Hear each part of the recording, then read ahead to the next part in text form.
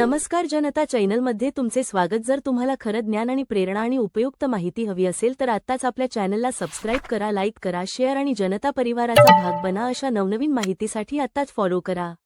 8व्या वेतन आयोगानुसार अंगणवाडी सेविका व मदतनीस कर्मचारी, अंगणवाडी वर्कर्स आणि हेल्पर्स यांना मिळणारे लाभ, सरकारचे वर्तमान धोरण आणि 2025च्या अधिवेशनातील चर्चेची माहिती।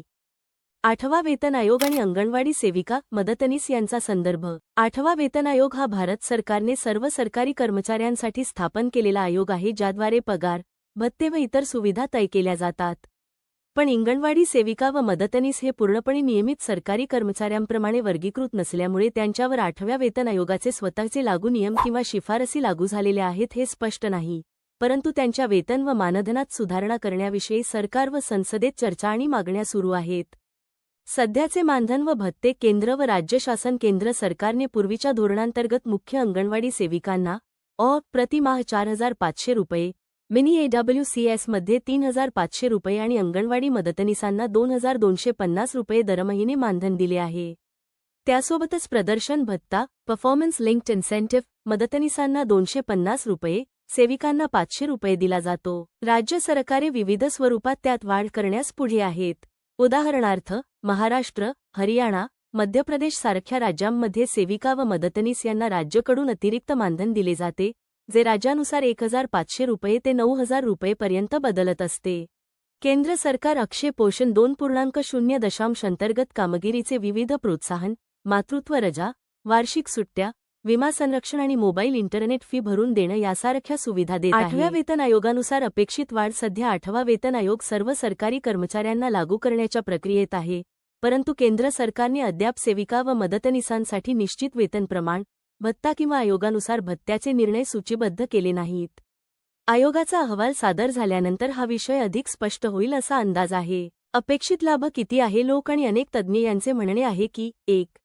मानधनाचा मूलभूत वाढ, बेसिक पे, वेतन वाढून साधारण 20,000 रुपये ते 28,000 रुपयेच्या आसपास जाण्याची शक्यता आहे। 2. भत्त्यांमध्ये वाढ, घरभाडे भत्ता, HRA, युनिफॉर्म भत्ता, इंटरनेट, मोबाईल भत्ता वाढणे अपेक्षित। 3. सोशल सिक्युरिटी फायदे, EPF, SE किंवा त्यांच्या समकक्ष पेन्शन, रिटायरमेंट बेनिफिट्सची मागणी जोरात वाढली आहे। 4. पगाराची थकबाकी अरियर्स आयोग लागू झाल्यानंतर मागील तारखेपासून थकबाकी देण्याची मागणी संघटनांकडून केली जाते। संसदेत 2025च्या अधिवेशनात काय चर्चा झाली?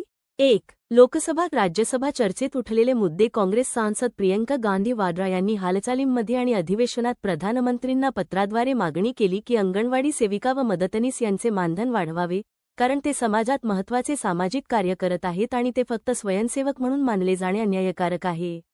त्यांच्या पत्रात त्यांनी मानधन, पेन्शन, रोजगार मान्यता आणि अधिक फायदे यांचे गंभीर मुद्दे उपस्थित केले आहेत। 2. खासगी विधेयकाची मागणी। काही खासगी विधेयक जसे की अंगणवाडी वर्कर्स आणि हेल्पर्स वेज आणि बेनिफिट्स बिल 2018 सारखे विधेयक संसदेत मागे ठेवण्यात आले होते, ज्यात वेतन श्रेणी व सेवा सशर्तरण्याबाबत सुचवले होते, परंतु ते अजून पूर्णपणे कानूनात रूपांतर झालेले नाही। 3. श्रम संघटना आणि ॲक्टिव्हिजम। काही राज्यांमध्ये अंगणवाडी कामगार संघटना, अंगणवाडी वर्कर्स युनियन आंदोलने करून स्पष्टपणे नियमित वेतन, पेन्शन व EPF ESI सारख्या सुविधांची मागणी करत आहेत। या आंदोलनातून सरकारी चर्चा आणि उत्तरदायित्वाची मागणी अधिक स्पष्ट झाली आहे, तरीही ती पूर्णपणे समाधानकारक निर्णयात रूपांतरलेली नाही। मुख्य मागण्या सरकार व कामगार संघटनेच्या वतीने घेतलेल्या खाली महत्त्वपूर्ण मुद्दे आहेत, ज्यांवर कामगिरी आणि चर्चा होत आहे। 1. नियमित सरकारी कर्मचाऱ्यांप्रमाणे नोकरीपद, स्थायी कामगार मान्यता। यामुळे पेन्शन, EPF, SE यांसारखी मुख्य सुरक्षितता मिळेल। 2. आधारभूत वेतन, बेसिक पे, वाढ। आज 8व्या आयोगानुसार त्यांना वेतन वाढावे अशी मागणी। 3. भत्त्यांमधील सुधारणा, HRA, मोबाईल, इंटरनेट भत्ता, कार्यक्षमतेवर आधारित भत्ता। 4. रिटायरमेंट व सोशल सिक्युरिटी फायदे, वृद्धापकाळ पेन्शन, विमा सुरक्षा हे सुनिश्चित करताना। 5. समान कामासाठी समान वेतन। आजही मदतनीस व सेविकांमध्ये वेतन भिन्न, त्यामुळे समानतेची मागणी।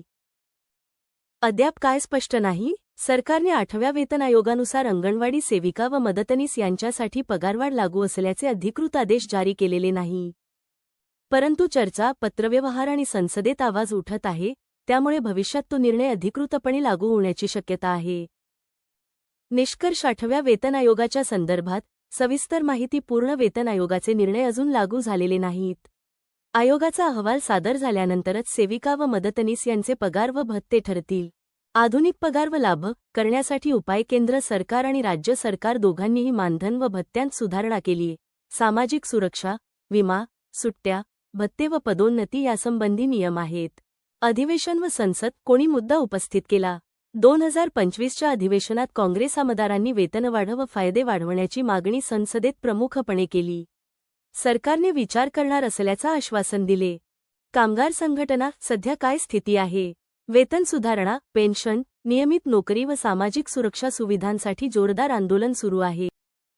नमस्कार जनता चॅनलमध्ये तुमचे स्वागत. जर तुम्हाला खरं ज्ञान आणि प्रेरणा आणि उपयुक्त माहिती हवी असेल तर आत्ताच आपल्या चॅनलला सबस्क्राईब करा, लाईक करा, शेअर आणि जनता परिवाराचा भाग बना. अशा नवनवीन माहितीसाठी आत्ताच फॉलो करा.